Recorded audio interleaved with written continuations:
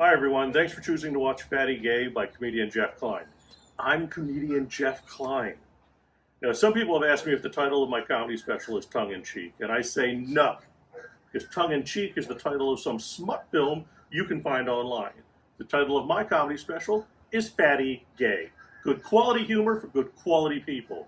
So you sit back, relax, and enjoy some queer comedy that'll relate to even the straight guy in all of us. Ironically, Straight Guy in All of Us is also the title of it. You know what? That's not important. Enjoy the special.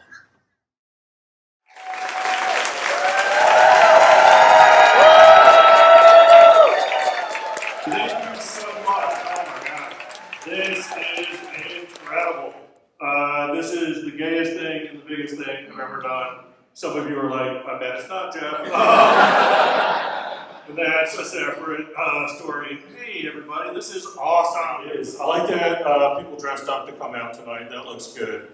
I like that people put effort in. Well, some of you put effort in. Some of you are just comfortable. And that's fine too. That's fine too. I should have done a fit check before I came out tonight. That's what I should have done. Anybody know? I'm trying to use cool terms like I'm not over 40, but anybody know what a fit check is? Anybody young? Anybody black? Anybody? That's not my audience. Young and black is not my audience. All right. Fit check is, you can raise your hand. I have a microphone. I'll explain it. A fit check is, and correct me if I'm wrong, but to yourself, is you put on your outfit, your clothes before you go out, you take a look at the mirror, and you make sure everything looks good. You make sure it matches, somebody's going to compliment you. That's a fit check. Yes? Yes. It's a little bit more if you have a couple extra pounds on you. And, I know, I locked eyes with you right there. A couple extra pounds, we deal with the fit check differently. Because what we have to do is we do the same thing. We put our clothes on, we make sure it looks okay, and then we do a fit check. This does not fit, and I should have checked that. Before coming out tonight, I'm sorry to the front row, that is right. I've done some things to try to get into better shape, and by that I mean I grew a beard out. So I've done literally everything I can from there on out. I grew the beard, and I see a lot of guys with a couple extra pounds that have beards, and some bold choices not to, and it's a choice too. If you grow a beard out, I've learned two things. One, we all know you can never get rid of it, right? Like once you grow it out, you cannot get rid of it. When was the last time you had your beard shaved? Can you remember? 8, 9 years. Yeah, 8, 9 years, and let's say 15 pounds ago. That's the thing. We now know if we can be arrested or go on roller coasters. We have to think about that. If I'm arrested tonight, that's embarrassing. I'm sorry to keep showing you that. You're welcome. As I say, beards. That's right. Once you have it, you can't lose it. Here's what I learned about beards. I did shave mine off before. I made that mistake. Here's what I learned when I did it. I learned, first of all, that my chin had time to meet other chins. I don't know when it found the time. Where was I? And why was it having a party on my face at that exact time? I met a lot of other chins that day that I did not know. The other thing you learn very quickly when you shave your beard is how your friends, your family, your loved ones, how everybody feels about you not having a beard. Collectively, they will tell you the exact same thing. They'll look at your clean-shaved face and they'll all say, "Ill." That's what they say. Family, friends, loved ones, ill. And the only difference between yesterday and today is you can see more of my face. And their collective answer to saying more is no. We don't like it. Cover it back up. It's incredibly rude and incredibly true to anybody that has a beard. And now I will tell you, okay, during the pandemic, you guys remember the week that we observed the pandemic in Florida? I had some free time. And I shaved down to a mustache. Yours looks good. Mine did not. I thought it did, I'll be honest with you. I thought my mustache looked great. Like, I thought I looked like a porn star cop. I really, I thought it looked, I put a picture of it online. And I was expecting the comments to come rolling in about my porn cop future. And those are not the comments that I got. The comments that I got were my friends saying, hey Jeff, you need more than a mustache to be a porn star, you idiot. Which is rude. And it's very rude because those friends didn't know what I got going on down here. Because down here, at that time, I had the exact same mustache. It was, it was identical. I had a lot of free time. I did. Yeah, I got one friend, every time he sees me, he puts his hand on my stomach like I'm a pregnant lady. Yeah, also, don't do that to pregnant ladies. I don't know if he's waiting to feel a kick, but gotcha. It's very rude, but he does. He just puts his hand, he always like, hey, Jeff. You know you can just eat less and work out more. And I'm like, oh my God, Rick, you know, I can just get new friends. I don't need that negativity in my life. I got one friend who's way too into me getting better. He's always telling me to work on my core. He's like, Jeff, you should work on your core. You should work on your core. He always sounds angry. Work on your core. Like, why are you so angry? Probably because he's hungry. That's my guess. I'll be honest, I don't even know what a core is. I had to look it up. I Googled it. I know two things have a core.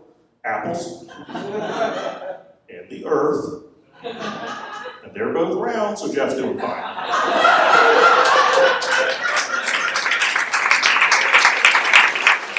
I have tried to do a couple things, I'll be honest with you. I went out and I got myself a smartwatch.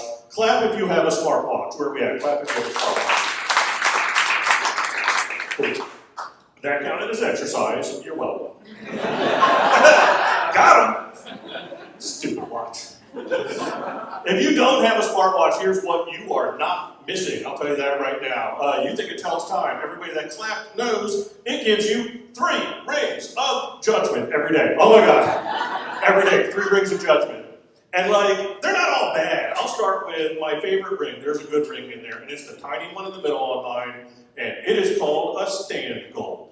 That's what they say. Every day, my watch will tap me on the wrist and be like, hey Jeff, hey Jeff, hey Jeff, you should stand up. And I was like, I can do that since I was 3.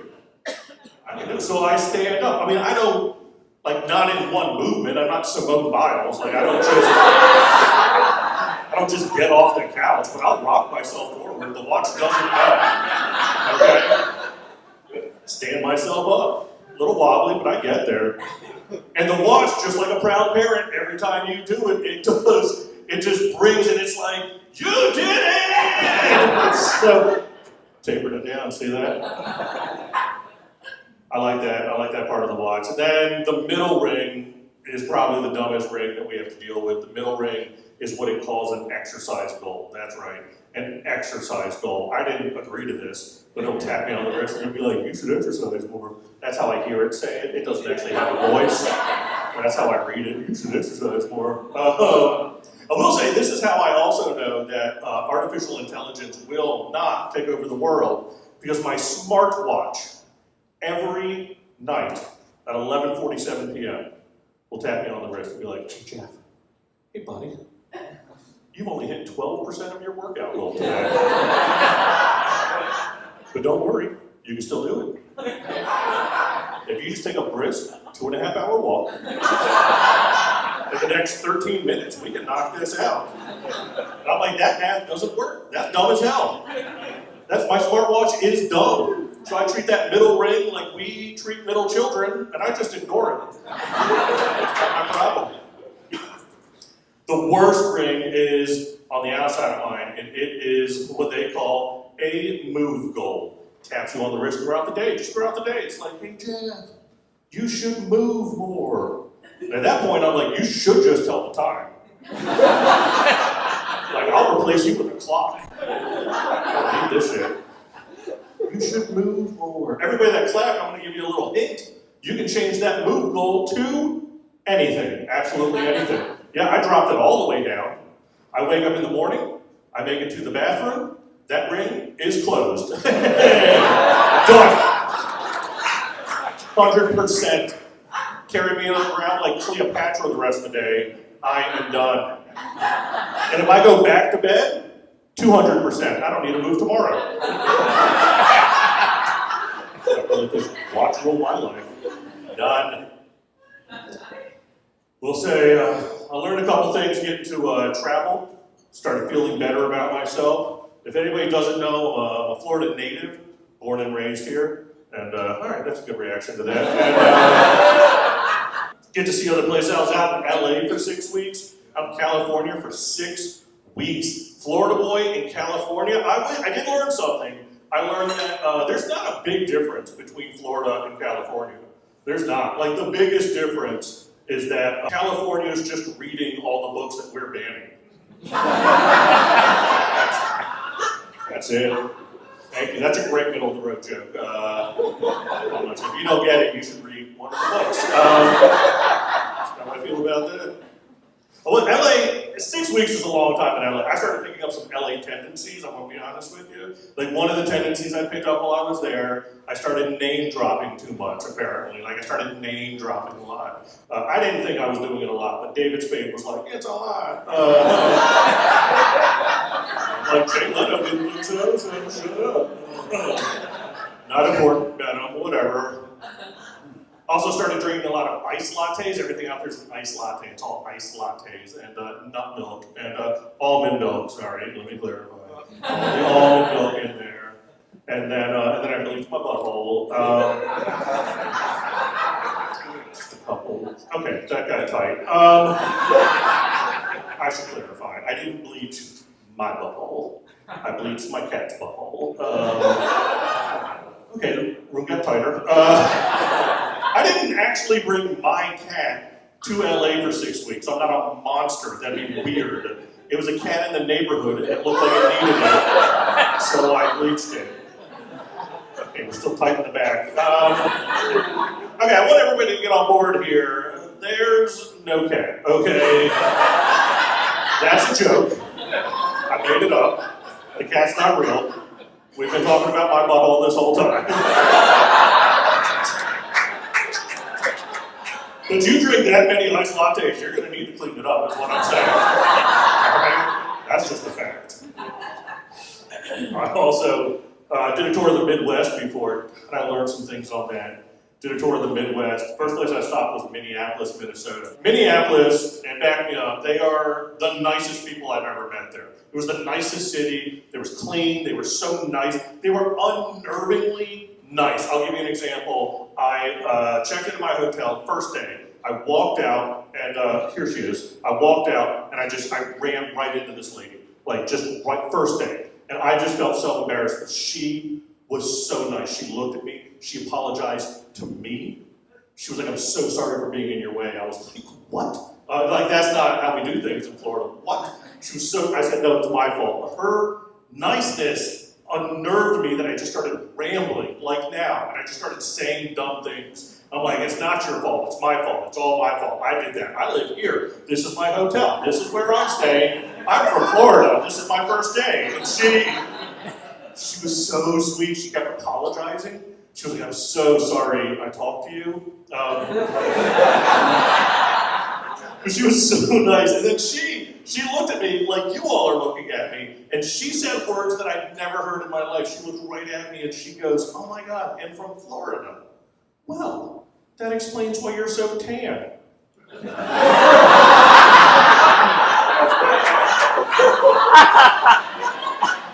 I've never heard those words. 43 years in Florida, never. I didn't know. What are you supposed to do when you hear that sentence? I don't know. I hugged her. Is that what you're supposed to do? I hugged her. I squeezed her very tight. I just kept hugging her, like tighter, like it was too long. It was way too long. People are moving around us on the sidewalk. We're both crying, just tears coming down our face. Like, I mean, I think we were crying for different reasons when I look back. But I think we learned things that day. She learned that I can get away with assault, apparently. And I learned that I'm not a pasty white I have been Minnesota tan this whole time. Okay, good. That same Midwest tour, I went a couple hours north to find out I am Wisconsin Slim. Felt good to find out. I finished that tour finding out I'm North Dakota Hum. So, some of you are like, Jeff, that's a cold state, so an easy win. But you take the win, right, guys? Yeah, you do. You take the win. So I'm not just out of shape, as you guys have probably guessed. Not just fatty, I am gay. I'm a fat gay, that's what I am. Those are the two things that define me. Fat, gay. Fatty gay. Fatty gay. Fatty gay. I like saying it in a French accent, fatty gay, because it's a French word. Fatty, that's not a good French accent, bear with me. Nobody in France is going to watch this.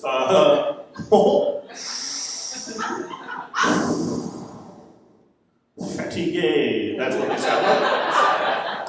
If you don't know, I named my husband that because it is literally a French word, fatigué, and I learned it from a 3-year-old, I'll explain. And fatigué means fatigue, tired in French. It means tired, which means there is a country with a language that describes me twice with one word. That's rude. That's rude. Describes how I look and how I feel? How dare they? How dare they? I learned it from a 3-year-old. I did. My friend Kara was over at the house and she brought her 3-year-old Sophie, and I love Sophie. But she was real tired that day, and I asked her how she was doing. And she looked at me and she said, "Fatty gay." And I said, "Get out of my house. Get. Put her out the front door. Which upset her mom, understandably, because I just kicked her 3-year-old out the front door. That's not okay. And her mom was like, "We're teaching her French." And I said, "You're teaching her shade. I don't like it. Get out." I don't like it. A lot of you already know that I'm gay, but the people watching don't. Where's my close-up? I'm going to do that again. The people watching may not. All right, there we go. Nailed it. But I'm a gay, as a lot of you probably know. I'm a gay that comes with a conversation. The conversation is usually apologizing to the community. Because this was me dressing up tonight. This is what we got, people. This is, as a lot of you know, in a community that could be described as a box of rainbow glitter, sparkly and colorful and fun, I'm what they call beige glitter. That's what I am. That's what I am. I'm out here breaking stereotypes like a black guy with a small penis does. We both exist, but nobody's searching for us online. That is what I'm doing for the community. That's where I'm at. It's just, but it is what it is, right? We are who we are. That's what, you can't change it, you just accept it. Like, I've never tried to overthink things, like, why am I gay? I've never done that conversation in my head. I've never been like, is it because my mom didn't breastfeed me? No, that's dumb, right? It's because my dad did. Maybe, I don't know. I don't try to overthink it. Is that joke weird to do with your dad in the audience? Yes. Yes, it is. Weird. Woo! But we do it anyway. Talk shit about my ex, because he's here. There's certain reasons that sometimes things don't work out, right? Like, all right, clap it up if you're in a relationship. Doesn't have to be a happy or a good one, just any relationship, so I know where we're at. All right, anybody in a relationship ever do that thing where you're getting off the phone with your significant other and you're like, okay,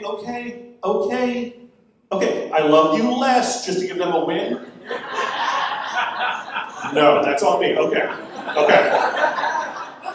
Point Bob on that one. Got it. All right.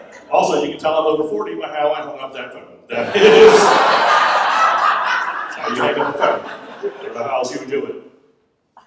That's dumb. All right. We get into silly arguments. We get into silly arguments because he would come up with stupid ideas and I had problems saying no. Let me give you an example. We used to have pets. Anybody have cats or dogs? Clap if you have cats or dogs. Yeah. That's having pets. That's giving love out to pets. That's great. We had pets, cats and dogs. We had pets until our therapist said we had a problem. because we went from having cats and dogs to he thought we should get chickens, and I had a problem saying no at that time. So we got chickens. And I got on board with having chickens, I will tell you that. Chickens equal breakfast, they poop eggs. And I know somebody's going to be like, Jeff, they don't actually poop eggs, but there is poop on the eggs, so they kind of do. It's kind of true. But then we had cats, dogs, breakfast, I'm on board. And then he thought we needed ducks. And I still had trouble saying no, so we got ducks. Yeah, we got one male dog, 2 female ducks, and does anybody, chickens poop breakfast, anybody know what ducks do? Yeah. Sexually assault, you're right.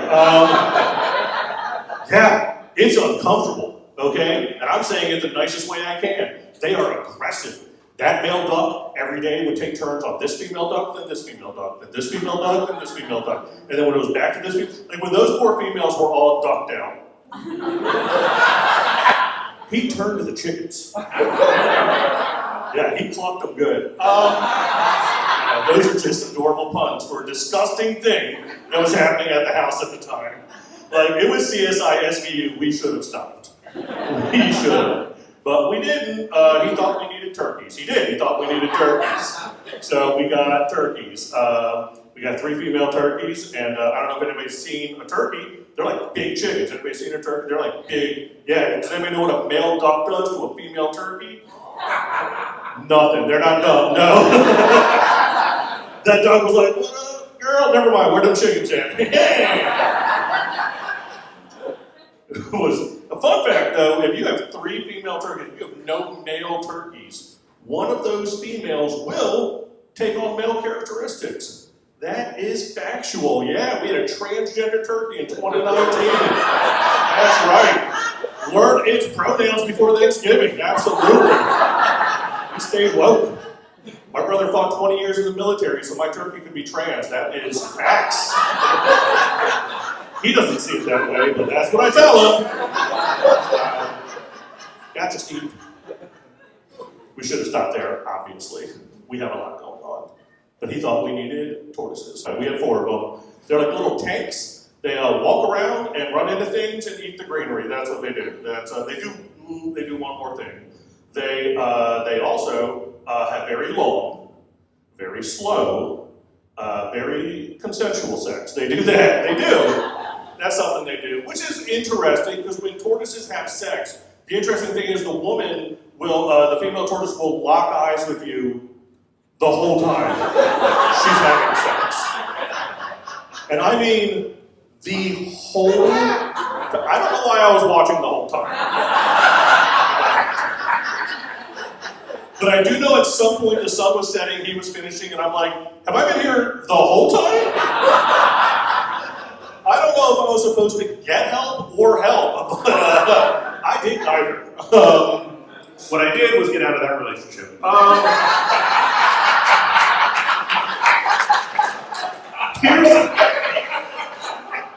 Those are his friends laughing at him. Okay, we all have in a relationship, it always ends up into that dynamic of somebody creates the list, and then somebody's supposed to do the things on the list, right? Like, I love getting out to do comedy, but he loved starting a project while I was gone and never finishing one. Like I always do, there was more work home when I got there, is what I'm saying. It's always that honey-do list getting longer and longer. You know what you're headed home to. At times, when that's the case, sometimes you're not in a rush home, right? Sometimes you take a lap around the block, a little Jeff time, okay? What I'm saying is, I knew what was happening, and there were times I was afraid to get home, okay? I was terrified of my house. He literally made me homophobic.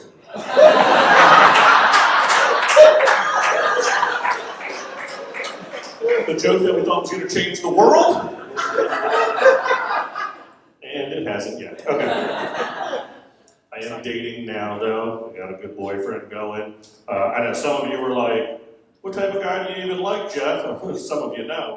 Best way I can describe my type is I've never gone for like the buff guy. You know what I'm saying? I go for the buffet guy. You picking up what I'm putting down? Because he can't, right? Anybody? All right. The irony, by the way, speaking of labels, is if you like a bigger guy in the gay community, they call you a chaser, And the irony is like, how much running do we think is happening in that relationship? That's not the point of the relationship. Speaking of labels in the relationship, can I just tell you how effing exhausting it is being 40 plus and gay? A lot of you already know that. I can see your faces. No, here's the thing. If you have to choose between like what's more exhausting, being fat or being gay, I'll tell you right now, it is gay. And here's why I'll tell you. Because the labels are exhausting. And we have to keep learning them every time new ones come out. I'll give you a great example. You can't just be gay, you have to be gay or lesbian, right? It used to mean the same thing. I don't know why we separated it, but it's different. And if you choose, and you're a lesbian, there are subcategories. You gotta learn the subcategories, because it's like, are you a lipstick lesbian or a butch lesbian? Basically asking, are you a girly girl or a burly girl? That's what it's asking right there. And then there's more categories. Are you a basketball lesbian? Are you a softball lesbian? Are you a handball lesbian? I don't talk about the handball lesbians. Are you a dyke on a bike, a dyke on a trike, Eunice on a unicycle? Are you Paula Dean or Paula Mean? Like that's, and that's not even the gay guys, we're way worse because we have so many, like there's, are you a bear, a cub, an otter, a twink? First of all, there were more animals and we said, no, we're gonna start making up words from here on out. That's all we kept doing. Are you a daddy, a zaddy, a Disney Imagineer? Are you a drag queen, a drama queen, a rice queen? But that's a term we do not use anymore. Are you a nasty pig, a proper pig, a Peppa Pig, the Baconator? And then there's subcategories like, are you a passive bottom? Are you an aggressive top? You know, are you a passive aggressive top? Because he's not gonna fuck himself.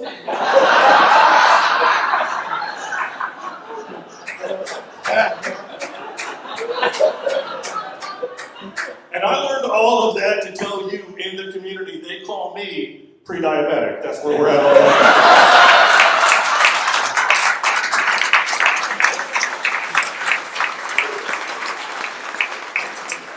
It's a long way to go for a fat joke, and I know that because I'm out of breath at the end of that one.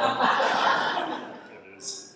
I'm not, by the way, I'm just out of shape. I'm not unhealthy. I went to the doctor to go get that checked out. I did feel like I have another hernia coming. That's right, I said another. Jealous? I got my first one by lifting kegs. I don't do that anymore. But doctor's like, how do you think you got this one? And I was like, I got out of a couch in one motion. And he's like, that's probably it. He wanted to talk to me about my triglycerides. I don't know what those are. I thought he said triglyceride. Like that's some new lube that's supposed to help me lose weight. It is not. It is not. He did not find that funny. No, he looked right at me and was just like, fatty gay. And I was like, oh, you're tired. That's why you're angry. All right. You should work on your core. So I did say I am dating a southerner. Do we have anybody from, not Florida? I did learn Florida is not the real South, and I'll tell you why in a minute. My boyfriend is from a southern state. He's from South Carolina. That's right, they love it so much they put it in the name. That's right. They barely trust North Carolina. They don't like it. They're like, they're a little too north for us. I thought dating a southerner would be cool. I thought they all had the same name. I thought they were all named Bubba. Or Junior. Or Bubba Junior, if you got a legacy one. But his name is Matt. Just Matt. I was like, shit, I could have gotten you from Delaware. A real southern name. He says southern things, though. He does. He says southern things. Like he calls me Biscuit. That's how he says it too. Biscuit. It's cute. He calls me Sugar Britches. It's cute when he calls me Sugar Britches. Yeah, it's a hate crime if you call me it, but like after the set, you're like, what's that, Sugar Britches? I take it, it'd be fine. What's the most, okay, I'm sorry, this is gonna stay with me, the most southern thing he's ever said, and I'm saying how he said it. I'm not saying I condone it. This is the most southern thing I've ever heard him say. He has said, "The South will rise again." Yeah, I mean, it was right after sex, but.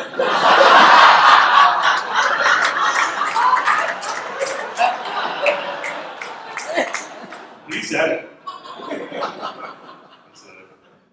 I will tell you, one of the things that taught me the difference between Florida and the South is iced tea.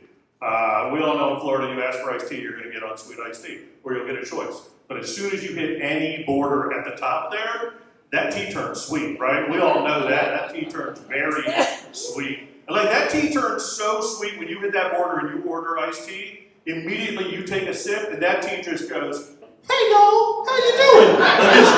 It's so sweet. I love it. I'll lose a foot for it. I love it. I did find though that if you go further south, that tea gets even sweeter, actually. Like you take a sip of further south tea, and that tea's like, "Hey y'all, how's your grandma?" Which is sweet. I mean, she's dead, but that's so sweet to ask. That's very kind. I did find though that if you go deeper south, the flavor changes a little bit. See if you can pick up on it. When you go deeper south, the slight change in flavor goes, "Hey y'all, our flag is about heritage, not hate." No, it's not. Also, we have that flavor in Florida. We do. We really do. As you guys know, like we need to talk about being gay a lot more, especially on stage. I play for a lot of straight audiences, and I talk about being gay a lot. And I always see the crowds get a little bit tight, and I tell them, I'm going to talk about being gay. I'm going to, okay? Like a vegan, I'm going to slide it into every conversation.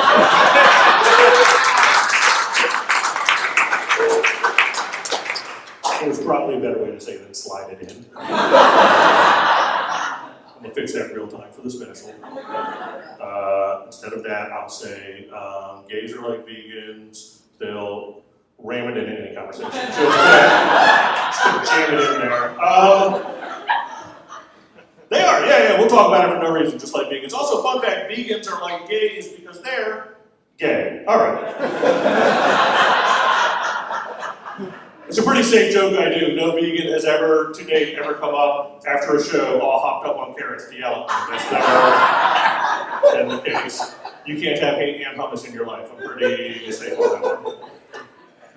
It is also, gays, we love talking about it. I'm going to talk about it a lot on this special because we just are over the anniversary of the darkest time that the gays have ever had to deal with. That's right. I'm talking about the darkest time that's ever happened in the gay community. I'm talking about it. We remember a little ways back when gay people had to drink Bud Light. Anybody remember that?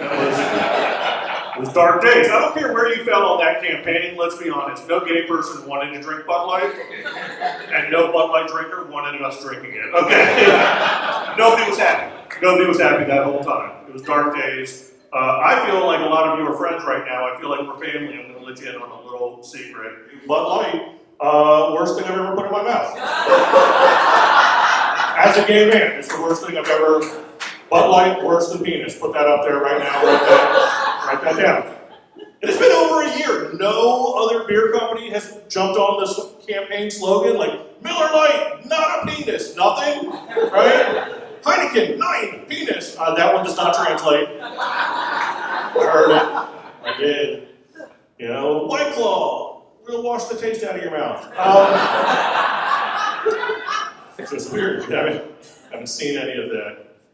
A couple years back on a wildlife preserve in Kenya, there were a couple male lions caught on video taking turns with each other. Just a couple versatile gay male lions out there having fun, taking turns.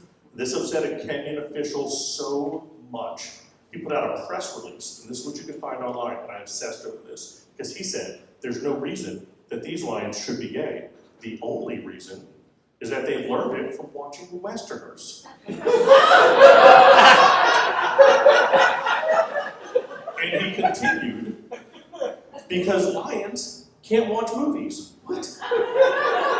What does that even mean? Like, I obsessed over this. Are you kidding me? I obsessed. I was like, first of all, that doesn't make sense. This guy's thought process is that at some point on the wildlife preserve, there was a safari happening, right? And then on that safari were some Westerners. And then at some point, those Westerners decided to Brokeback Serengeti right back there. And somehow, at the exact same time, these two lions, these two Priscillas, queens of the desert, right,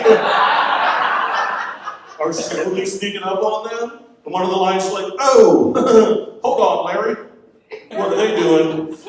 That looks like fun. Let's take turns. I'll go on top first in case I don't like it. I may be adding to the story. I don't know. I'm guessing. So dumb. Or because lions can't watch movies. There's not gay lions in movies. And then, holy shit, I did the research. Delete my browser history. There's gay lions in movies. Here's 3 examples for you. The first one is it's 2024. We need to own it, right? The Wizard of Oz, the Cowardly Lion. I don't need to tell you, but I'll tell you. Here are the facts. First of all, that lion never growls the whole film. What does he do? Roar! That's what it is. It's in the movie. That's what he does. All right? Look at what he's doing in the film. What is he? He's a friend of Dorothy. Big fan of Judy Garland. I see a lion. What did he have done before he saw the wizard? He got his nails done in a perm? Okay. He needed courage. That's the courage to come out. That's a gay lion. Next example is going to be The Lion, the Witch, and the Wardrobe. It's about a lion in a closet. Get it. Next. That's an easy one. That one wrote itself. It's an easy one. Your last example is going to be The Lion King, the animated film. Here's what you need to know. First of all, there's a pride in the film. So we got that going. But the villain, Scar, gay. Here's what you need to know about him. First of all, what was his motivation? Okay, his motivation is the fact that his brother, who has kids, is getting more attention than him. I get it. Screw my brother Steve. I get it. I get the motivation. Okay? Look at how he's drawn in that film. He has ridiculously long eyelashes. He's got a great smoky eye. Every time he collapses is very dramatic. What does he do that whole movie? He hangs around with the laughing hyenas, a bunch of catty bitches? Okay. His best friend in that movie is Whoopi Goldberg. That's a gay liar. Yeah, just had a gay on stage. You have had a platinum gay on stage. What? Clap if you know what a platinum gay is. I'll catch you things, dude. All right. I can say that on the platinum. If you don't know, I'll explain it. There's levels. We're the highest. So there's regular gay, but everybody had to pay rent before. So I mean, who hasn't? And then there's Gold Star gay. Gold Star gay is a gay guy who's never been with a woman. That's a Gold Star gay, and that's respectable. But then there's platinum status. That's me. Platinum status is at some point when my mom was giving birth, the doctor said, "Son, it's time for you to come out of there." And I said, "Oof. You want me to go where?" That's probably not going to happen. You can turn this coupe into a convertible, because there's another way out. And that's how I got platinum status, and my mom got cesarean scars.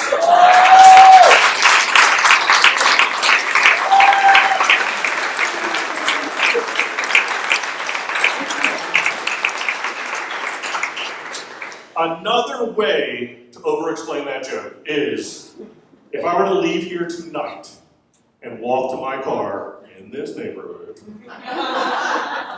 and I were to be accosted by a vagina, first of all, they may do that. I don't know what they do. And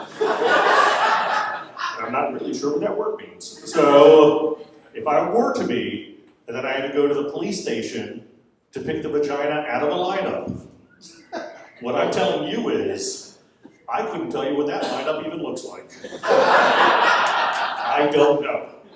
All the information I have is from straight friends over the years, and I'm going to describe that lineup to you right now. My best understanding of what a vagina lineup looks like is, there is a beaver up here. which is adorable. Well done, ladies. That's really cute. You almost got me. But there's also a clam. What? How does that even make sense? Those are different things. Those are very different things. Next to the clam is a taco. I don't know what's happening. I'm so confused. I think my friend was hungry when he was talking about that. His blood sugar may have been low, let's be honest. A very drunk friend in college once told me there's a roast beef sandwich up here. Don't get mad at me, that was him. I don't know. I don't know. I think there's a dragon with teeth that breathes fire up here. Yeah, what I'm telling you is that vagina's gonna walk. And now we have a recidivist vagina on our hands. God help us all. All right, a couple more things for you. I want everybody to come together on this. I said I was from Florida, born and raised here. You guys have learned a lot about me that you may have already known. I'm white, I'm out of shape, I'm in my 40s, and I'm gay. Right? Growing up in Florida, you don't think they had a certain word for me? Democrat.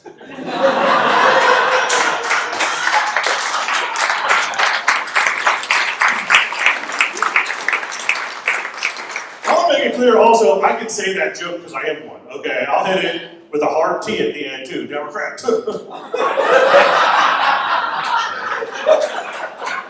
That's where I find my racist.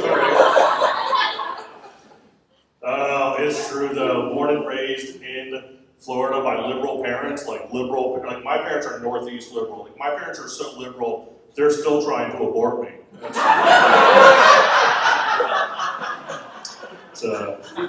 Alright, side guy type. I get it. That's a tough joke. I get it. I watch the news. I know that joke's harder for me to do every time I do it. I pay attention. I feel like we're real close now here at the end. I'm going to tell you a little secret. I want to get rid of that joke. But they told me I have to keep it, so.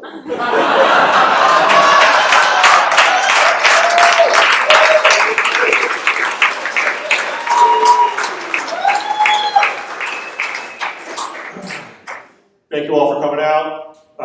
Let's take pictures afterwards. That's it.